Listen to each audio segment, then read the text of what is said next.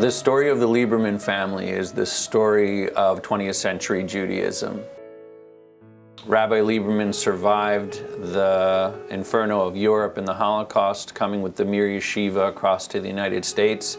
And instead of giving up, he rededicated himself to transplanting and continuing the tradition that he received despite all the obstacles. My father passed away in 2005, and during the Shiva, we saw people from all over the world who either came or called to tell us stories about how my father had impacted them. When I first arrived in the United States in Stamford from Israel at the age of 11, I was a student in Rabbi Lieberman's class, and as a typical Israeli secular boy, I was a little rebellious, even anti-religion. Rabbi Lieberman turned that around. He planted a seed in me that I believe caused me to actually embrace my Judaism, and as a result, meet my wife. Rabbi Lieberman developed a weekly Torah quiz, always a challenge in a fun way, and he used to give mini prizes, a piece of chalk, a bobby pin if you got the answer right, and it just energized a middle school student to respond and be involved. If you did learn nothing else, you learned a tremendous amount, and that was Rabbi Lieberman's goal, and he was successful in it. Rabbi Lieberman's favorite mantra, everybody knew he had a saying, Chanoch na'ar al pi darko, which means educate each child in the way that student needs to be taught.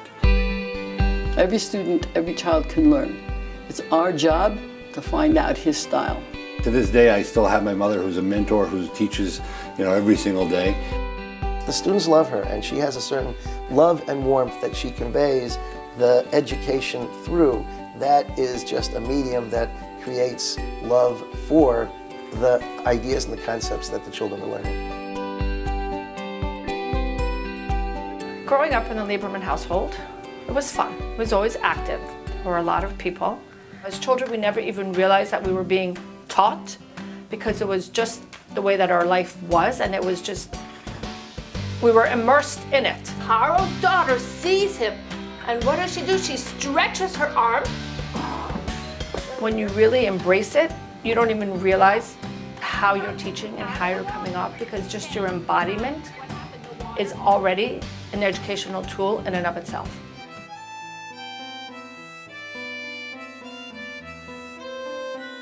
I found my passion for education in my father's legacy. And I have the benefit now of actually teaching children of his students.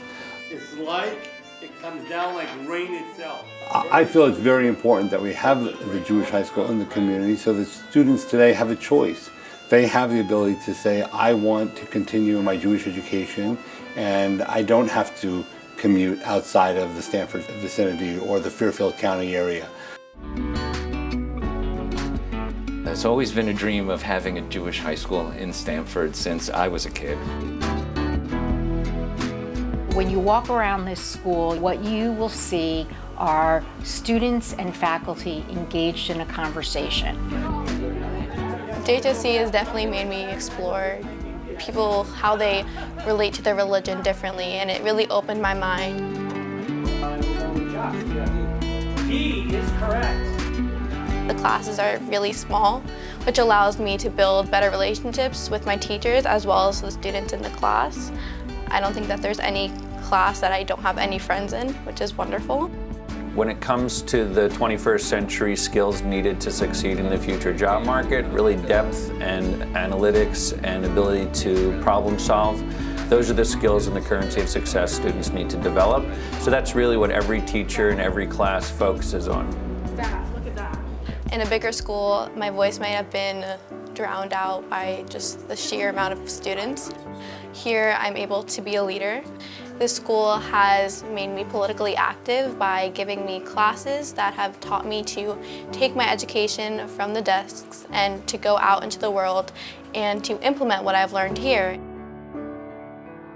10 years ago, this was just a dream, and now seeing the reality is a remarkable experience.